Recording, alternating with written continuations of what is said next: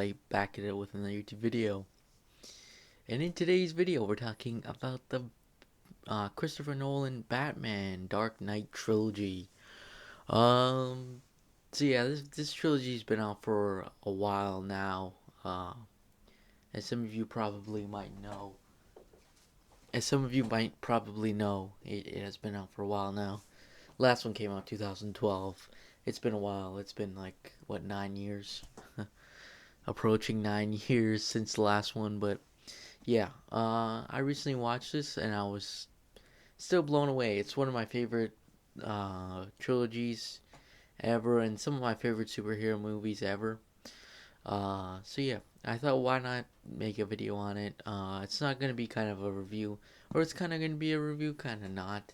Just more of me freely talking about it, instead of just reviewing aspects of it or whatever. So yeah, uh, so the Batman Begin.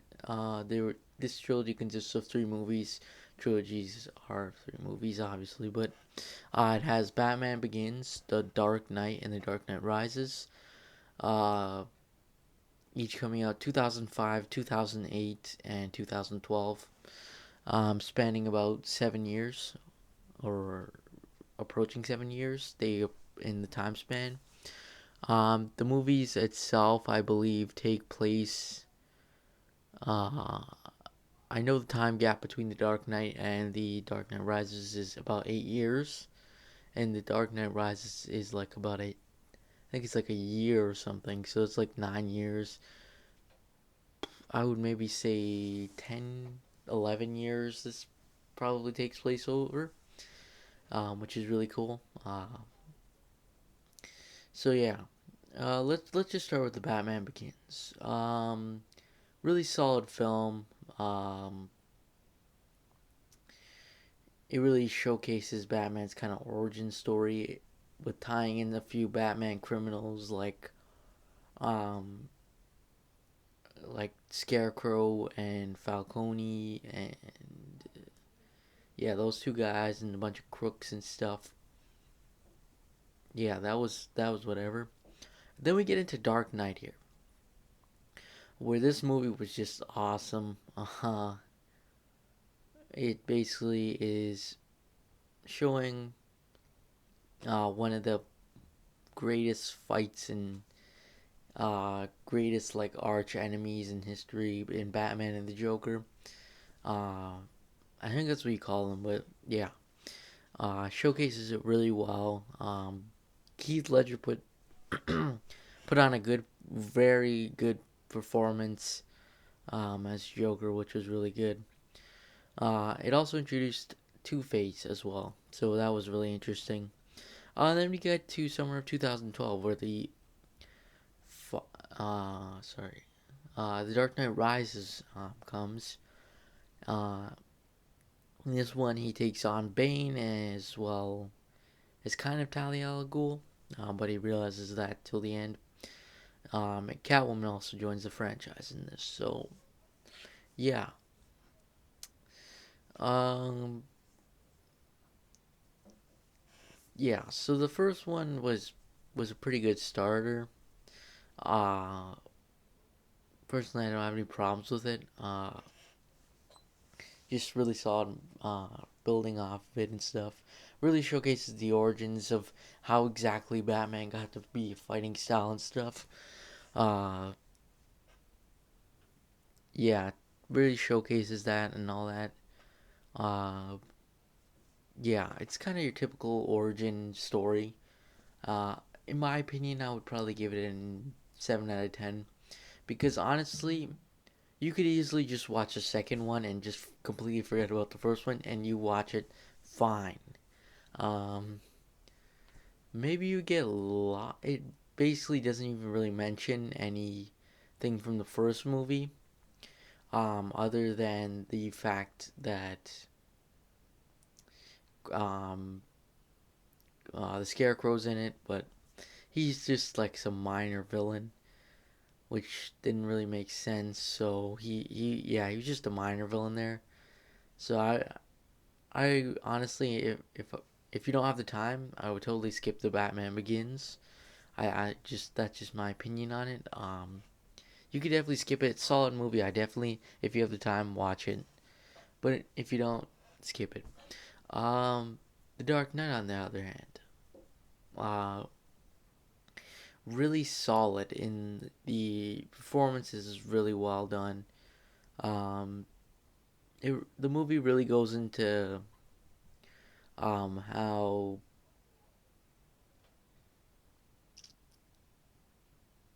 like people can go insane easily and stuff.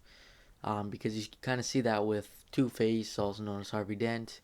In the end, because he could just easily broken him. Kind of goes into showcase of kind of what actually I won't say it. I don't think it's not that important, but it really dives in deep to the whole Batman versus Joker in a different way in this case, because if you realize, this Joker is a little bit different than the other previous Jokers that we've seen throughout history. That's just my opinion. Heath Ledger did a way different take on him. Like, he wasn't even, his name wasn't even there. Like, no one knew who exactly what his name was, his real name, not the Joker. Um, like, for example, in the Batman 1989, they show his name is Jack Napier, for example. But in this, it doesn't really show any origin story. It doesn't really tell you anything really about him, other than he's just crazy and he wants to fight Batman. That's really all you realize about it, and it kind of captures it really well in this movie. Um, it kind of showcases chaos and the city and stuff. It's kind of a shame that we didn't get to really see much. We didn't get to see him Joker again. I think it would have been so much better if he was in the third one as well. It would have been very cool. Or at least a cameo or something. Um, but yeah, it's kind of sad that we didn't get. He was like that big, and we didn't get another mention of him, which is understandable because the actor Heath Ledger passed away. So yeah, that was kind of sad, but whatever. The third movie here is Batman. The Dark Knight Rises. Now, this movie is really good. In my opinion, I'll go into my rankings afterwards, but this movie is really good. Tom Hardy as Bane was really well done. Uh, Christopher Nolan said it himself. He thinks that Tom Hardy did so good of a job that he should have maybe won an Oscar or something, because uh, just his performance, and I actually agree with that. He even said it was because more Heath Ledger's performance was just set the bar way too high, and yeah, that I think that's actually true. That's, at least in my opinion, I think that's actually true what he said, or I believe what he said. Uh, but yeah, it really showcases the city going into chaos. And yeah, Catwoman, Anne Hathaway's Catwoman was definitely pretty cool. Personally, I didn't have a huge, I didn't have no problems with it. It was really good. I thought she put on a pretty good performance. Uh, yeah, he was really well played and stuff. Sorry, she was well played and stuff in the movie. Bane, another good job of Tom Hardy. Uh, Gary Oldman actually did really well. I really enjoyed Gary Oldman's Commissioner Gordon this one. I felt like Commissioner or Gordon or whatever you want to call him, I personally know him more as Commissioner, even though he's not really the Commissioner in the first two movies. Um, so yeah, I just want to say that first of all. But yeah, so he feels like, I felt like his character was much improved by the last one. Uh, yeah. Um, yeah, and you could see the culmination of the three movies is really well put. Uh, yeah, you some can consider the Dark Knight, the one where he versus Joker. You could maybe take that out of the equation if you really want to. Even though in the last movie they kind of have some tie-ins with the other two, with really the whole Harvey Dent dying thing, and no one really knew he was Two Face. Um, so yeah, a lot of people, uh, it ties in a lot with that, as well as actually it ties in with the Batman Begins. If you realize, with the whole Ra's al Ghul thing, even though you could skip it, you'd still skip it. It kind of,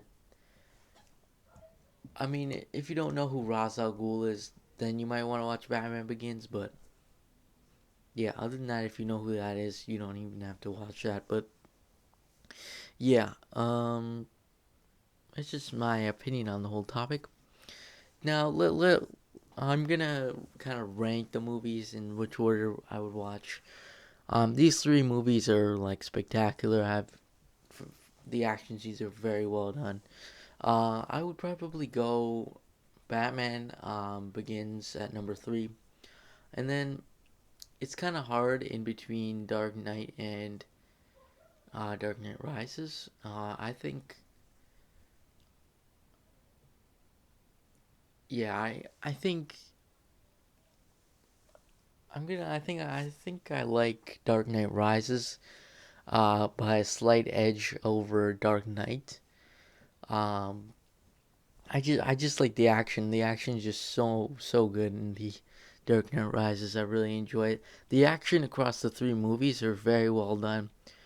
The way Christopher Nolan directs is very good. I really like the way he directs and stuff, with the way the explosions, the action, uh, the way the camera's angled and stuff is really cool.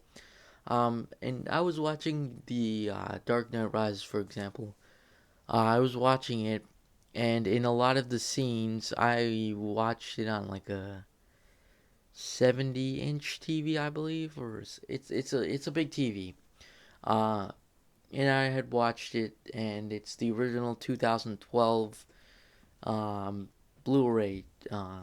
It was bought back in that 2012 era. So it's not been touched really or edited in any way or anything like that.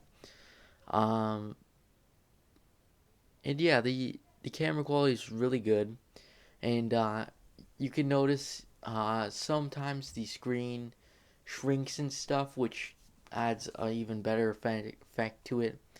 I think it really looks really well in that way. Uh, yeah, it holds up to today's standard. All three of these movies, including with like CGI, even though they don't really use a lot of CGI, some of these special effects, I mean, really hold up to today's standards. But yeah, that's what I think on that. Uh, Other than that, that's basically it. Comment down below what you guys think of this trilogy. You guys think it's good? Think it's bad for some reason? Interested to see what you guys think. But yeah. Other than that, thanks for watching. Make sure you like and subscribe, and I'll see you guys next video. Peace.